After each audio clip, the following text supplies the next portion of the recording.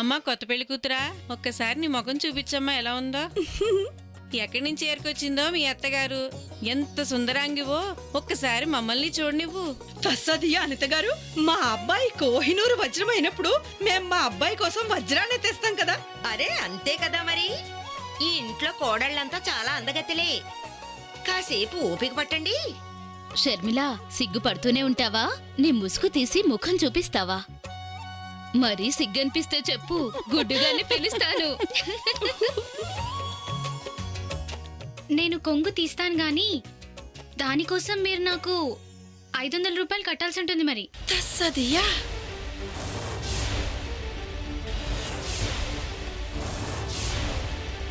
ఆ ఓరి దేవుడో, గొప్ప కోడలి దొరికింది. అత్తగారేమో పర్సులో నుంచి 100 రూపాయలు కూడా బయటకు తీయదు. కోడలికి 500 కావాలా? ప్రతి ఫేస్కి ఒక రేట్ అంటూ ఉంటుంది. నాకు 500 రూపాయలు ఇవ్వకపోతే నా కొంగు తీసి నా ముఖం చూపించను. మీలో ఎవరి దగ్గర 500 రూపాయలు ఉంటే వాళ్ళ కోసం ఈ షర్మిల కొంగు తీసి ముఖం చూపిస్తుంది.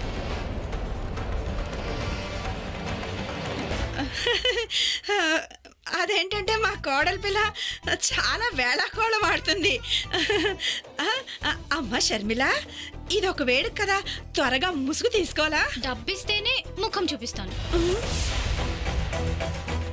అరే, మేమేమైనా కూరగాయల మార్కెట్కి వచ్చామా? ఈ పిల్ల మాతో బేరమాడుతుంది. ఎంత పొగరుబోతూ. బేరమాడే పిల్ల ముఖం చూడకపోయినా పర్వాలేదు. మాధవి, నీ కోడలు గుండెలు తీసిన బంటే. అనుకున్నంత అమాయకురాలేం కాదు. పదండి పదండి, వెళ్ళిపోదాం. ఇలాంటి కోడల్ని చూసినా ఒకటి, చూడకపోయినా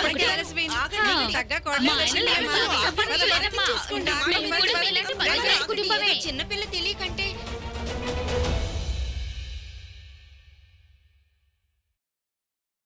పెద్దలు చెప్పింది నిజమే. ఈ జన్మలో చేసుకున్న పాపాలు ఈ జన్మలోనే అనుభవించాల్సి ఉంటుందట. వీళ్లే తాడిని తన్నేవాళ్ళైతే వీళ్ళ తలదన్నేదే వచ్చింది.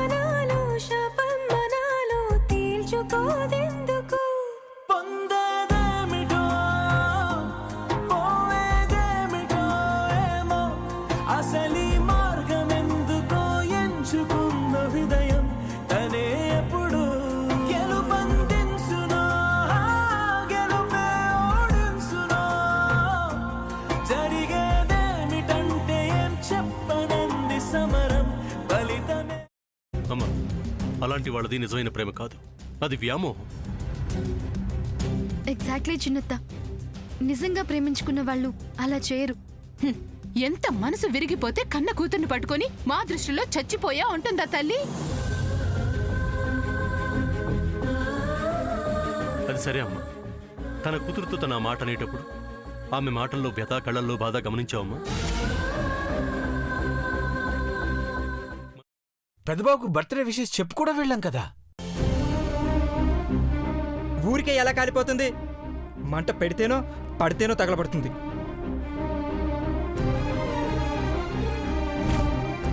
కరెక్ట్ చిన్నబాబు, నీకొచ్చినట్టే నాకు డౌట్ వచ్చింది.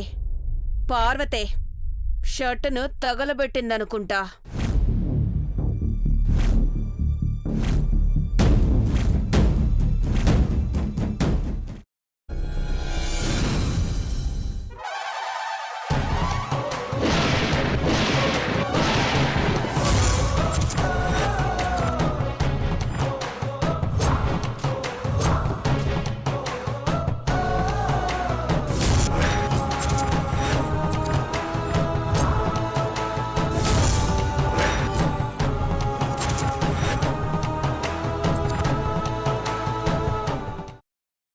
తర్వాత పొట్టు తీసేసి చాప్ చేసి పక్కన పెట్టుకోవాలి.